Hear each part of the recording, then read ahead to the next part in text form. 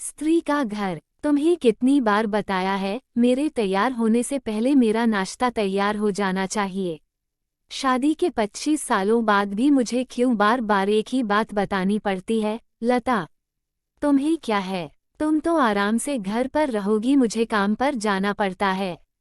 तुम हो कि हमेशा बेवकूफ़ों जैसी हरकत करती हो। अगर तुम ये जानबूझकर करती हो तो याद रखना, मुझसे बुरा कोई नहीं होगा। आज भी प्रशांत का पारा चढ़ा हुआ था।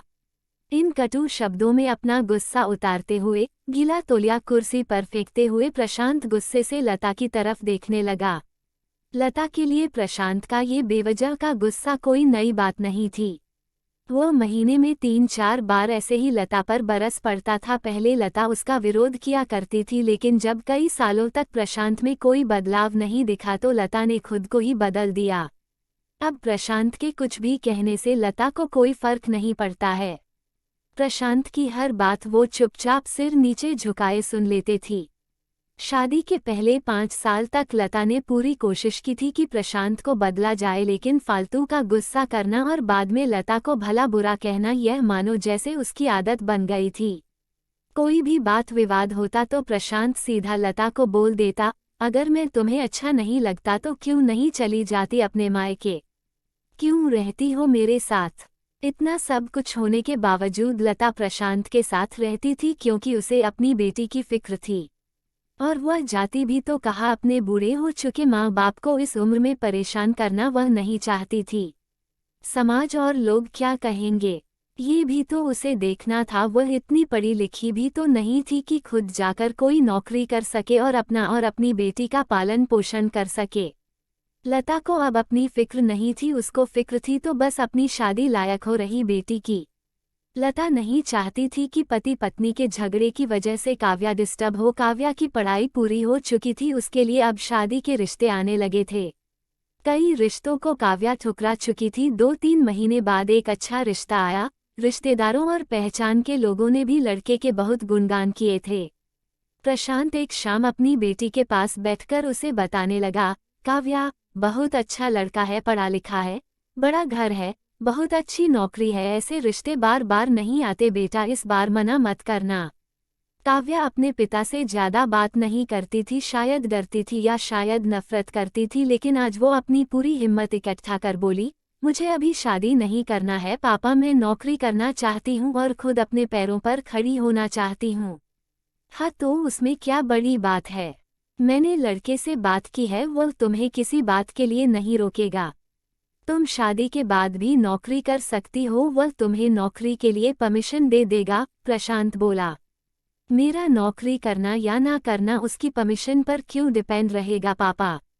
काव्या ने पूछा, मैं कह रहा हूँ ना, तुम्हें किसी भी चीज की कमी नहीं होगी वहाँ, ऐसे रिश्ते बार बार नहीं आते, इसे ठुकरा मत, बहुत खुश रहोगी तुम वहाँ। प्रशांत बोला, पापा क्या मैं उतनी ही खुश रहूंगी जितनी मम्मी इस घर में खुश है?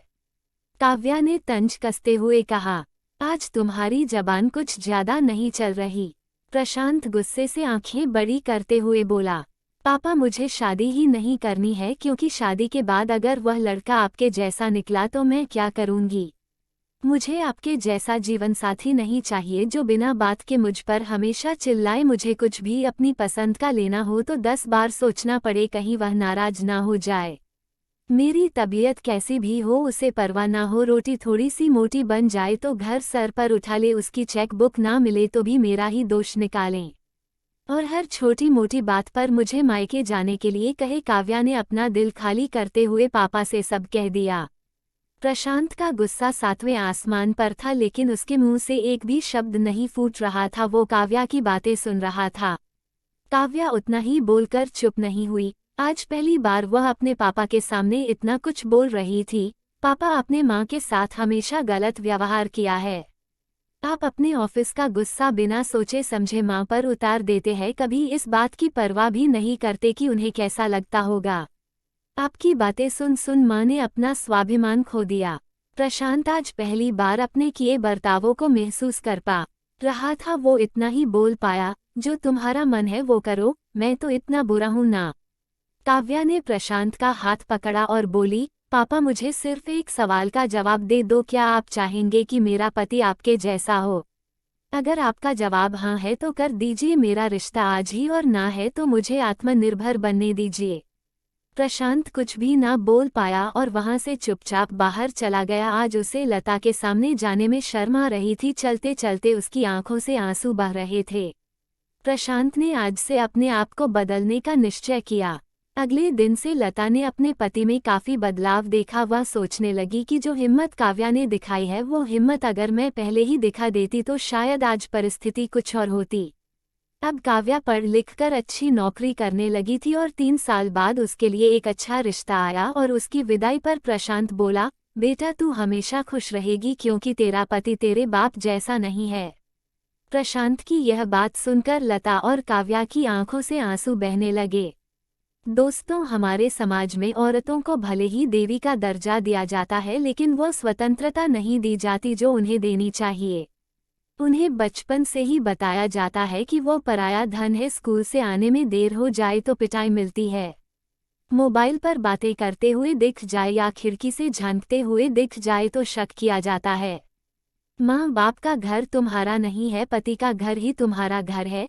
जीवन भर यह बातें बता बताकर उन्हें ससुराल भेज दिया जाता है और एक दिन किसी छोटे मोटे झगड़े में ससुराल वालों से उन्हें सुनना पड़ता है कि इस घर को छोड़ दो और मायके चली जाओ। अब आप ही बताओ दोस्तों, ऐसी स्त्रियों का सच्चा घर कौन सा है? आखिरकार वह किस घर को अपना कहें?